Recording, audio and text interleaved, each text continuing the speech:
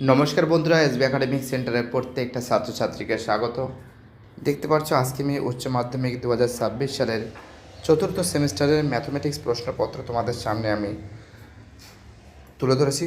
চতুর্থ semester mathematics প্রশ্নপত্র 2026 সালের উচ্চ মাধ্যমিক। দেখো প্রশ্নগুলো দেখে নাও তোমরা, খুব সুন্দর করে তোমাদের সামনে তুলে ধরেছি আমি। 6×12 নম্বর আছে এখানে। বেশিরভাগ ছেলেমেয়েরা বলছে স্যার অঙ্ক করেছি স্যার, অনেকে বলছে স্যার ভালো হয়েছে, অনেকে বলছে স্যার ঠিক মতন করে আসতে পারিনি স্যার। স্যার যদি বাড়িতে যদি একটুখানি প্র্যাকটিস করতাম তাহলে অঙ্কটা আর একটু ভালো হতো। এটাও সত্যি কথা, এটাও একটা ঠিক কথা যে মাধ্যমিকে ম্যাথমেটিক্স কিন্তু একটা প্র্যাকটিসের উপর নির্ভর করে। ঠিক আছে, তুমি যত প্র্যাকটিস করবে তত অঙ্ক ভালো পারবে। দেখো দুটি প্রশ্নের উত্তর দাও, যে কোনো একটি প্রশ্নের উত্তর দাও। এখানে আমরা দেখতে পাচ্ছি যে এ এবং পি, ঠিক আছে, এখান থেকে লিখতে হবে।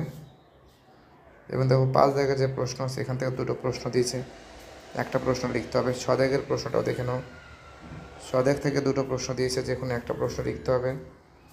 ওকে, 7 দাগের প্রশ্নটা দেখে নাও, 3×12 নম্বর আছে। 7 দাগ থেকে এখান থেকে যে কোনো একটি প্রশ্নের উত্তর দাও, ঠিক আছে। 8 দাগ থেকেও যে কোনো একটি প্রশ্নের উত্তর দাও, দুটো প্রশ্ন আছে, একটা লিখতে হবে। 9 দাগ থেকেও দুটো প্রশ্ন আছে, একটা লিখতে হবে, ঠিক আছে।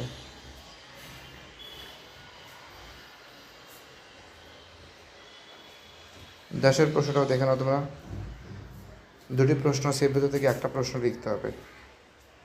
এতে রয়েছে এবং দেখো বিতে রয়েছে, দেখো বিটাও দেখে নাও তোমরা, দেখেছো? দেখো পরীক্ষার প্রশ্নপত্র কিন্তু খুব ভালো হয়েছে, খুব সুন্দর প্রশ্নপত্র হয়েছে। দেখতে পাচ্ছ তোমাদের সামনে আমি তুলে ধরেছি। সম্পূর্ণ বিভাগ গ থেকে 4×16 নম্বর থাকবে,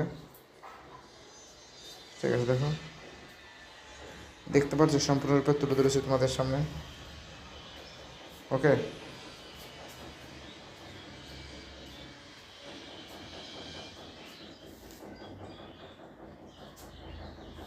12 দাগের প্রশ্ন, 13 দাগের প্রশ্ন